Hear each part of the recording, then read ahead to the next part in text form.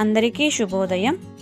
ఈరోజు పంచాంగం మరియు రేవతి నక్షత్ర జనన దోషములు, లక్షణములు, ఈరోజు ఏ ఏ పనులకు మంచిది, ఇంకా పుస్తబొట్టు గురించి కొన్ని విషయాలు ఈ వీడియోలో షేర్ చేస్తున్నాను. సెప్టెంబర్ మంగళవారం భౌమవాసర 10/9/2024 శ్రీ క్రోధినామ సంవత్సరం భాద్రపద మాసం వర్ష ఋతువు దక్షిణాయనం. ఈరోజు విశేషం ప్రపంచ ఆత్మహత్యలు నివారణ దినోత్సవం, ఆముక్తాభరణ సప్తమి. సూర్యోదయం 5:51 సూర్యాస్తమయం 6:11 శుభ సమయం మధ్యాహ్నం 12 గంటల నుండి 1 గంట వరకు. రాహుకాలం పగలు 3 గంటల నుండి 4:30 వరకు. యమగండం ఉదయం 9 గంటల నుండి 10:30 వరకు. దుర్ముహూర్తం ఉదయం 8:24 నుండి 9:12 వరకు. తిరిగి రాత్రి 10:48 నుండి 11:36 వరకు. వర్జం రాత్రి 2:16 నుండి 3:57 వరకు. అమృత గడియలు శేషం ఉదయం 6:54 వరకు.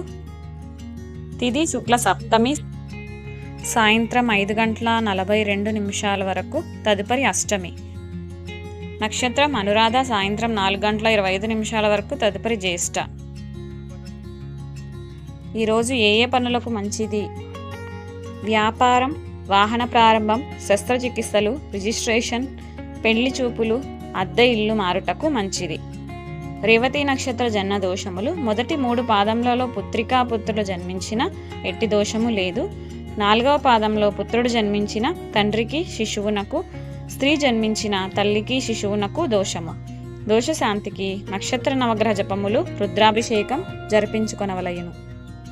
వారి లక్షణములు చూద్దాం.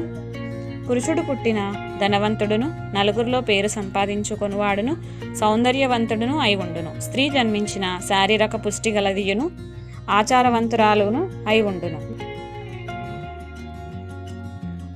తాళిబొట్టు గురించి నాకు తెలిసిన కొన్ని విషయాలు, మా పెద్దవాళ్ళని అడిగి కొన్ని తెలుసుకున్న విషయాలు మీతో షేర్ చేసుకుందామని ఈ వీడియోలో మీకు చెప్తున్నాను. మీకు కూడా ఉపయోగపడతాయని షేర్ చేస్తున్నాను. ఇంకా మన ఆడవారికి వచ్చే కొన్ని డౌట్స్ క్లారిటీతో ఈ వీడియోలో చూద్దాం. పుస్తబొట్టు అరిగిపోతే ఏం చెయ్యాలి, పుస్తబొట్టుకు రంధ్రం పడితే ఏం చెయ్యాలి అనే డౌట్ వస్తుంటుంది కదా. ఒక మంచి రోజు చూసుకొని, మంచి రోజు అంటే శుక్రవారం, మంగళవారం, అమావాస్య, అష్టమి, నవములు కాకుండా మెడలో పసుపు కొమ్ము వేసుకొని మంగళసూత్రం తీసి కొత్తవి చేయించుకోవాలి. కొత్తవి చేయించుకోవాలి అంటే దాని తూకం కూడా చెప్తాను. ఎవరైనా తెలియని వాళ్ళు ఉంటారు కదా, వాళ్ళ కోసం చెప్తున్నాను. 2 అణాల 2 గురిగింజల ఎత్తు ఉండాలి. భర్తది 1 గురిగింజ ఎత్తు ఎక్కువ ఉండాలి. ఇంకా కుడివైపు పుట్టింటిది, ఎడంవైపు అత్తింటిది వేసుకోవాలి. మంచి పుస్త చేయించుకొని మంచి రోజు చూసుకొని కాళ్లకు పసుపు పట్టించుకొని నుదుట పాపిడిలో కుంకుమ బొట్టు పెట్టుకొని మంగళసూత్రం 5 మందికి ముత్తైదులకు తాకించి మెడలో వేసుకోవాలి. ఒకవేళ ముత్తైదువలు లేకుంటే అమ్మవారి పటానికి తాళిబొట్టు తాకించి వేసుకోండి.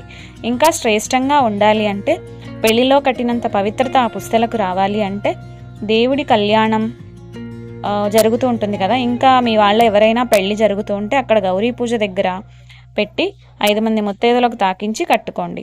ఇంకా తాళిబొట్టుపై మన ఆడవారికి ఉండే కొన్ని అనుమానాలు కొన్నిటిని ఈ వీడియోలో చెబుదామని అనుకుంటున్నాను. మనకు చాలా డౌట్స్ వస్తుంటాయి.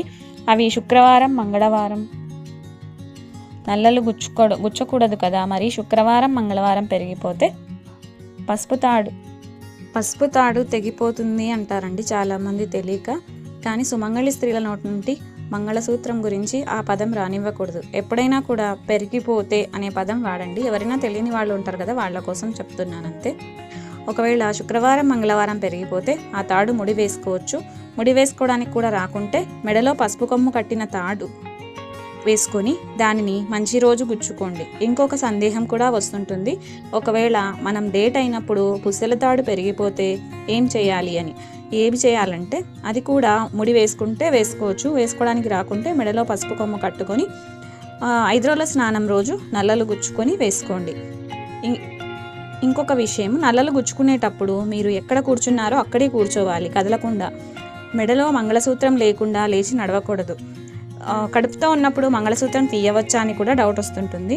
అది సిజరిన్ చేసేటప్పుడు తీసేస్తారు కదా, ఆ విషయం. సిజరిన్ మంచి వారంలో మంచి తిథిలో పడితే సరిపోతుంది. ఒకవేళ వారం కానీ తిథి కానీ బాలేని రోజు సిజరిన్ పడితే ముందే మంచి రోజు చూసుకొని పసుపు కొమ్ము కట్టుకొని తీసివేసి మళ్ళీ డెలివరీ అయ్యాక మంగళసూత్రం మంచి రోజు చూసుకొని వేసుకోండి.